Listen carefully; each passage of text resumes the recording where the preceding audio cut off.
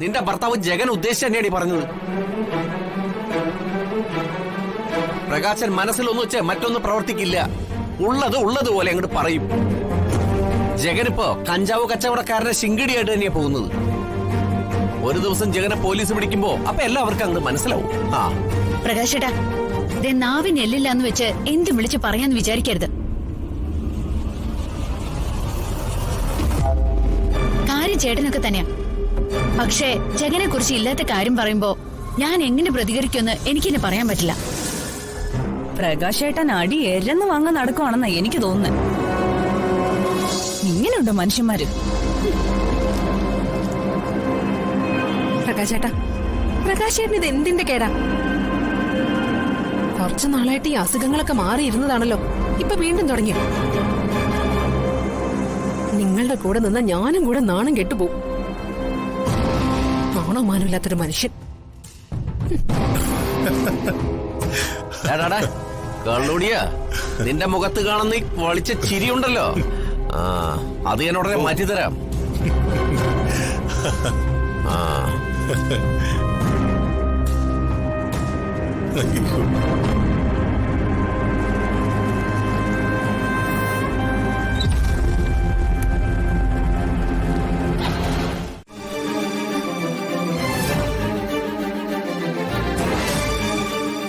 എന്തായിട്ടാ ഇത്? ഞാൻ പറഞ്ഞതല്ലേ എഴുന്നേക്കരുതെന്ന്. അതിനിപ്പോ ഒന്നും സംഭവിച്ചില്ലല്ലോ. നിങ്ങൾ പോയിട്ടോ ജഗ. ചില ഇല്ല, ഞാൻ പോകുന്നില്ല. എന്താ വർഷ ഇത്? വർഷ പോയി അച്ഛനമ്മയും കണ്ടിട്ടോ. ഞാനിവിടെ ഇരുന്നോളാം. ഇവിടെ സെക്യൂരിറ്റി ഉണ്ടല്ലോ.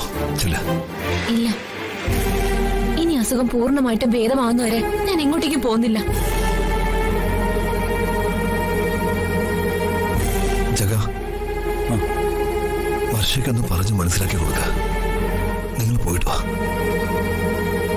ഇല്ല, ഈ കാര്യത്തിൽ വർഷയുടെ തീരുമാനമാണ് ശരി.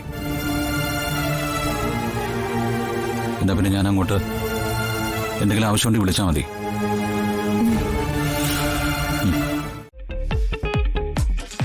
വസന്തേശി ഗർഭിണിയായിരുന്നപ്പോ അച്ഛമ്മ ഇതുപോലെ ചെയ്യിപ്പിക്കുമായിരുന്നു.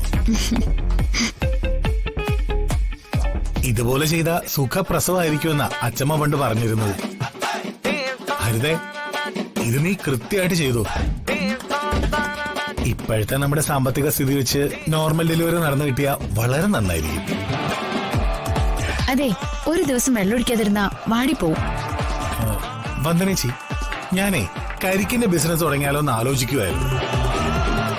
ഒരു കരിക്കിന് 70 രൂപ വില. എങ്കിലും നോക്കി നിന്നപ്പോഴേ എനിക്ക് തോന്നി. അതെ, വീട് മാത്രമേ വാടകയ്ക്ക് തന്നിട്ടുള്ളൂ.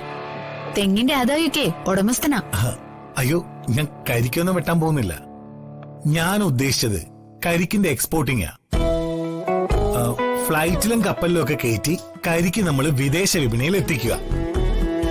വിദേശ കമ്പോളങ്ങളിൽ നമ്മുടെ പ്രൊഡക്റ്റ് വിറ്റഴിയുന്നതിലൂടെ കോടിക്കണക്കിന് രൂപ നമുക്ക് സമ്പാദ്യമായിട്ട് എത്തുന്നു.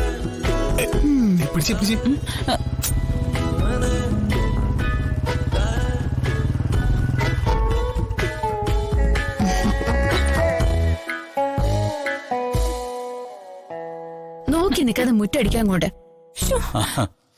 ആഹാ, ഇതൊരു അസുലഭ കാഴ്ചയാണല്ലോ. എന്റെ അനിയത്തി നിന്ന് മുറ്റമടിക്കുന്നു. ജീവിതത്തില് ആദ്യമായിട്ട് കാണുക ഞാൻ.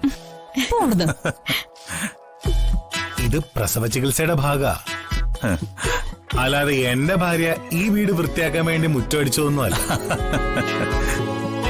അല്ല, മനോജളിന് ഇന്ന് ഇന്റർവ്യൂ ഒന്നും ഇല്ലായിരുന്നോ?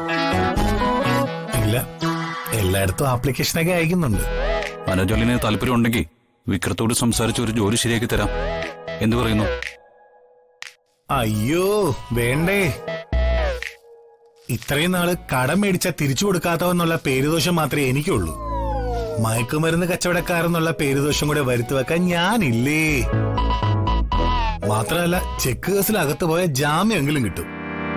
കഞ്ചാവുമായിട്ട് പിടിച്ച ജാമ്യം പോലും കിട്ടുകയല്ല. നൊട്ടോറിയസ് ക്രിമിനലുകളുമായിട്ടുള്ള ബിസിനസ് നമ്മൾ ഉദ്ദേശിച്ചതിലും അപകടം പിടിച്ചതാ. ഒരു തെറ്റും ചെയ്യാതെ വന്ദനേച്ചി ജയിലിൽ കിടന്നത് ആരും മറന്നു കാണില്ലല്ലോ. അനുഭവങ്ങൾ പാഠങ്ങളാക്കിയ എല്ലാവർക്കും കൊള്ളാം.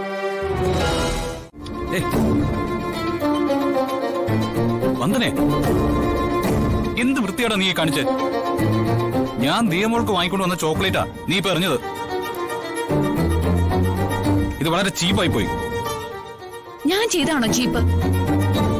ആ വിക്രമനെ പോലെ നെറുകെട്ട് ഒരുത്തന്റെ ചിങ്കിടിപ്പണി ചെയ്യുന്നത് ചീപ്പല്ലേ? വന്ദനെ, നിനക്ക് വിക്രമനെ കുറിച്ച് അറിയാത്തോണ്ടാ. വിക്രം അത്ര വൃത്തികെട്ടവനൊന്നുമല്ല. അത് ജഗന്. എനിക്ക് മാത്രമല്ല, നിന്റെ അനിയത്തി വർഷയ്ക്കുമൊക്കെ വിക്രം പ്രിയപ്പെട്ടവനാ.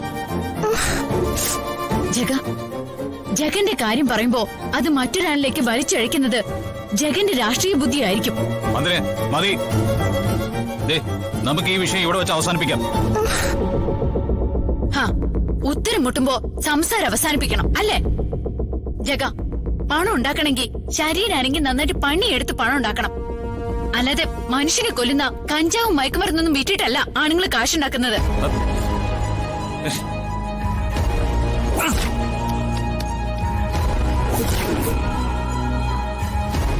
വന്ദനെ, നോക്കിയും കണ്ടും വേണം വാക്കുകൾ ഉപയോഗിക്കാൻ. ഞാനേ ഒരാളുടെ മയക്കുമരുന്ന് വിൽക്കാൻ പോയിട്ടില്ല. എന്നെ കൊണ്ട് വിക്രം അത് ചെയ്യിപ്പിച്ചിട്ടുമില്ല. ഇല്ലാത്ത കാര്യങ്ങൾ മെനഞ്ഞുണ്ടാക്കി പറഞ്ഞാ ചിലപ്പോ എനിക്ക് എന്നെ തന്നെ നിയന്ത്രിക്കാൻ കഴിഞ്ഞെന്ന് വരില്ല. എന്താ എന്താ എന്നെ അങ്ങ് കൊല്ലൂ.